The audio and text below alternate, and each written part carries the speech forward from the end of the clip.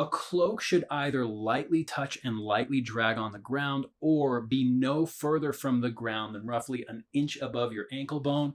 Everything within that range is kind of a matter of preference, but you don't want to go higher than that because a traveler's cloak designed to keep you warm and sheltered on a long journey should be long enough to trap a pocket of air around you without a draft coming up underneath this big gap between your feet and the bottom hem of the cloak. Because remember, this is a traveler's cloak. It's not like a scout's cloak. That's something else, and I'll do another video on that later. But for context, this is a medium, and I'm about 5'9" with a very slim frame. And with my arms in, this sits roughly 2.5 inches off of the ground. And so this would be a good fit if you're 5'9", 5'8", 5'7", with a very slim build, but you could even be 5'6", with a broader build and it'll pull it up off of the ground. You don't want this to drag too much though. So if you're really petite with a small frame, you would want a small, and this is what a small would look like on a average sized man or taller woman. On me at 5'9", the bottom of the hem comes down to about my mid calf, which is not quite long enough for what you would want out of a traveler's cloak.